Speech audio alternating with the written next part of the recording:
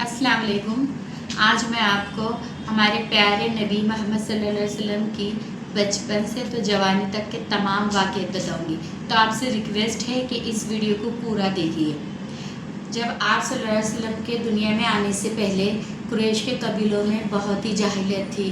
बच्चे और औरतें महफूज नहीं थे और कुरैश के लोग, अरब के लोग देवी देवताओं को मानते थे। कोई आग की पूजा करता था और दंगे फिसाद बर्पा करते थे। जब आप सल्लल्लाहु अलैहि वसल्लम आए तो इस अंधेरे को उन्होंने दूर किया और नबी की पैदाइश 12 रबीउल अव्वल सन 571 ईस्वी में पीर के दिन सुबह सादिक यानी फजर के वक्त मक्का में पैदा हुए। आपके पैदा होते ही आपके दादा अबू मुत्तलिब ने आपके पैदा होते ही आपको गोद में उठाकर मक्का शरीफ लेकर गए। वो बहुत खुश थे अपने पोते की पैदाइश को लेकर और आपके लिए दुआएं की और आपका नाम मोहम्मद रखा। उसके बाद आपने 7वें दिन सबको दावत दी। हज़रत आमिना यानी कि हुजूर सल्लल्लाहु अलैहि वसल्लम की अम्मी, उन्होंने आपका नाम अहमद रखा। सल्लल्लाहु अलैहि वसल्लम पैदा हुए तो रोशनी हो गई थी।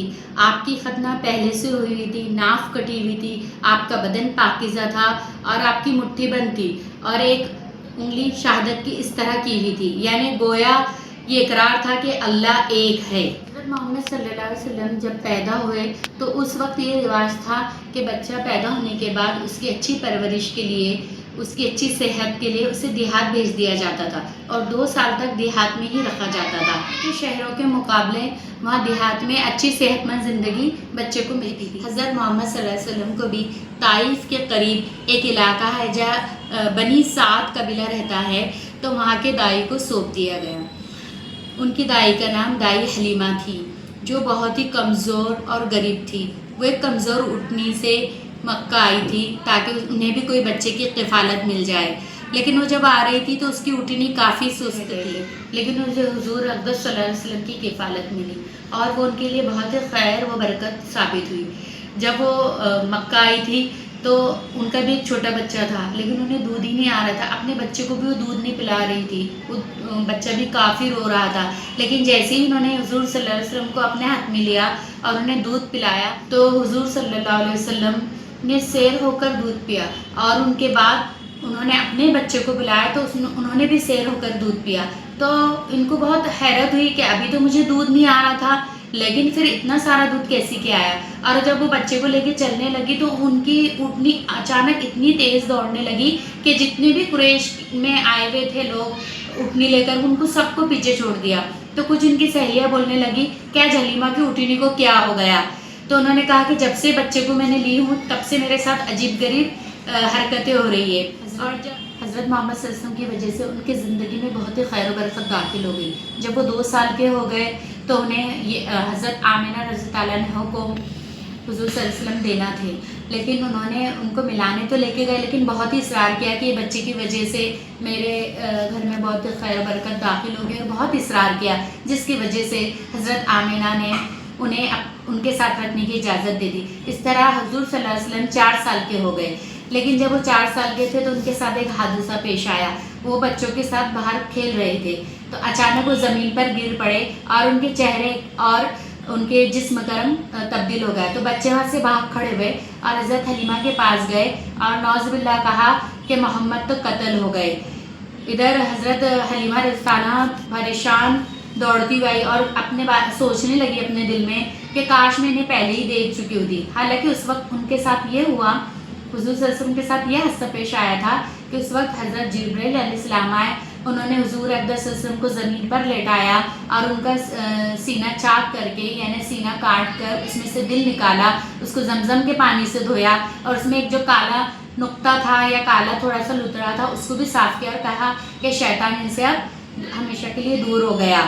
और फिर उसको वापस दिल को उनके सीने में डाल दिया। इतनी देर में हज़रत हलीमा भी वहाँ आ गई और उन्होंने देखा तो वाकई में उनका चेहरा और जिस्म का रंग बदला हुआ था, लेकिन थोड़ी देर बाद ही हुजूर सल्लल्लाहु अलैहि वसल्लम होश में आ गए। तो जब हज़रत हलीमा ने तय किया कि नहीं भाई, अभी जिसका बच्चा है मैं उसे देना चाहती हूँ। इसी तरह उन्होंने हज़रत हुजूर सल्लल्लाहु अलैहि वसल्लम को हज़रत आमिना के पास दे दिया और आप सल्लल्लाहु अलैहि वसल्लम तकरीबन 5-6 साल के हो गए।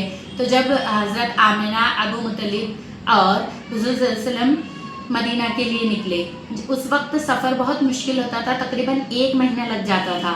جانے کی وجہ یہ تھی کہ حضور صلی اللہ علیہ وسلم کے والد عبداللہ کی قبر وہیں تھی اور ابو مطلب کا ننیال بھی وہیں تھا۔ یہ لوگ وہاں گئے، تقریباً 1 مہینہ رہے، اور جب واپسی میں آ رہے تھے مکہ اور مدینے کے بیچ حضرت آمنہ کی طبیعت بہت خراب ہو گئی اور وہ بری طرح بیمار پڑ گئی اور ان کا انتقال ہو گیا، تو وہیں ان کی قبر بنا دی گئی۔ آپ صلی اللہ علیہ وسلم بہت رو رہے تھے، ابو مطلب بہت زیادہ غمگین تھے، انہیں بہت دکھ ہوا، ان کے گھر میں ایک غم کا سایہ پڑ گیا، اور آپ صلی اللہ علیہ وسلم صرف 6 سال کی عمر میں ہی یتیم ہو گئے۔ لیکن قرآن شریف میں ہے کہ اللہ تعالیٰ نے حضور صلی اللہ علیہ وسلم کو جو یتیم کیا ہے، اس میں اللہ کی مدد تھی۔ ابو مطلب نے حضور صلی اللہ علیہ وسلم کا بہت خیال رکھا، ان کی حفاظت کی، وہ ان کی ہر خواہش پوری کرتے اور جو بھی مانگتے انہیں دے دیا کرتے۔ ابو طالب عرب کے اور قریش قبیلے کے بہت بڑے سردار تھے، اور کعبے کی چھاؤں میں ان کے لیے ایک فرش بچھا کر رکھا ہوا تھا جہاں کوئی بھی نہیں بیٹھتا تھا۔ لیکن جب بھی حضور صلی اللہ علیہ وسلم کھیلتے تھے اور وہاں جا کے بیٹھتے تھے تو وہاں کے لوگ انہیں اٹھانا چاہتے تھے، تو ابو مطلب انہیں منع کر دیتے تھے اور انہیں بیٹھنے دیتے تھے، ان کا دھیان رکھتے تھے۔ اسی طرح جب حضور صلی اللہ علیہ وسلم 8 سال کے ہو گئے تو ابو مطلب کا بھی انتقال ہو گیا، اور انہوں نے اپنی ذمہ داری ابو طالب کو سونپ دی اور کہا کہ ان کا دھیان رکھنا۔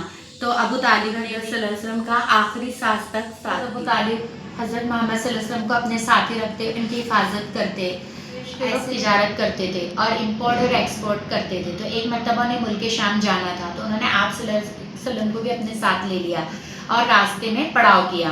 تو وہاں ایک راہب تھا، راہب یعنی عیسائی پادری جسے ہم کہیں گے وہ تھا، تو وہ دوڑتا ہوا آیا، حالانکہ بہت اچھا تھا، لوگوں کی رہنمائی کرتا تھا اور کبھی گھر سے نہیں نکلتا تھا، لیکن اسے جیسے ہی پتہ چلا کہ سامنے کچھ لوگوں نے پڑاؤ ڈالا ہے تو دوڑتا ہوا آیا اور آپ صلی اللہ علیہ وسلم کو اس طرح لے لیا اور کہا کہ بچے کی حفاظت کرنا، یہ بچہ ساری دنیا کے لیے سردار بن کر آیا ہے۔ تو ابو طالب کو کافی حیرت ہوئی کہ تمہیں کیسے پتا؟ تو راہب نے بتایا کہ یہ تورات میں لکھا ہوا ہے اور مجھے ان کے بارے میں پتا ہے۔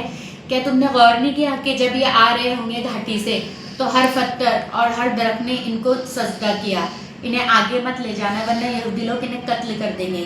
جب ابو طالب کو بات پتہ چلی تو کافی حیرت زدہ ہوئے، اور اس راہب نے ایک بات یہ بھی کہی کہ ان کی پیٹھ کے نیچے والے حصے میں ایک سیب کی شکل میں ایک مہر ہے جو ایک نبی ہونے کی نشانی ہے۔ جب یہ بات ابو طالب کو پتہ چلی تو وہ چوکنے ہو گئے اور انہوں نے ایک شخص کے ذریعے حضور اقدس صلی اللہ علیہ وسلم کو مکہ واپس بھیج دیا۔ اسی طرح حضور صلی اللہ علیہ وسلم کا وہ زیادہ دھیان رکھنے لگے کہ یہ بہت ہی اہم بچہ ہے۔ دن بیتتے گئے اور حضور اقدس صلی اللہ علیہ وسلم 25 سال کے ہو گئے۔ اس وقت قریش میں کافی افراتفری کا ماحول تھا اور حضور اقدس صلی اللہ علیہ وسلم تقریباً 25 سال کے ہو چکے تھے، اور آپ صلی اللہ علیہ وسلم کو وہاں کے لوگ امین اور صادق سے پکارتے تھے، کیونکہ آپ صلی اللہ علیہ وسلم ایماندار بھی تھے اور سچ بولتے تھے، اس لیے وہاں انہیں امین اور صادق کہا جاتا تھا۔ تو ان کی چرچا حضرت خدیجہ رضی اللہ عنہا نے جب سنی تو انہوں نے اپنا مال لے کر ملک شام حضور صلی اللہ علیہ وسلم کو بھیجا اور ان کے ساتھ ایک غلام کو بھی بھیجا۔ آپ صلی اللہ علیہ وسلم نے بہت ہی منافع کما کے لائے اور بہت ہی ایمانداری سے وہ تجارت کی، تو حضرت خدیجہ ان سے متاثر ہوگی۔ حالانکہ حضرت خدیجہ بھی ایک بہت اچھی بیوہ عورت تھی، ان کی پہلے 2 شادیاں ہو چکی تھی۔ اسلام لانے سے پہلے وہ لڑکیوں کی شادی کرتی، اپنا مال غریب لوگوں میں بانٹتی اور کبھی مورتی پوجا نہیں کرتی تھی۔ تو انہوں نے حضور صلی اللہ علیہ وسلم کو اپنا پیام بھیجا تو حضور صلی اللہ علیہ وسلم نے پہلے انکار کر دیا، کہا کہ اپنے چاچا سے وہ اجازت لیں گے۔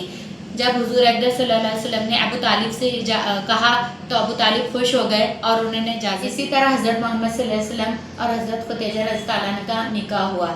جب تک حضرت خدیجہ رضی اللہ عنہا زندہ تھی حضور صلی اللہ علیہ وسلم نے دوسری شادی نہیں کی، اور ان کا نکاح یعنی مہر 20 اٹھنیوں پر ہوا۔ اگر آپ چاہتے ہیں کہ میں اس طرح کا ویڈیو آگے کا بتاؤں کہ آپ کو نوت کب ملی اور آپ کی جو 10 بیویوں سے شادی ہوئی، تو پلیز کمنٹ کر کے ضرور بتائیے کہ پارٹ 2 میں بناؤں، اور پلیز میرے چینل کو لائک، سبسکرائب اور شیئر کیجیے۔ اللہ حافظ۔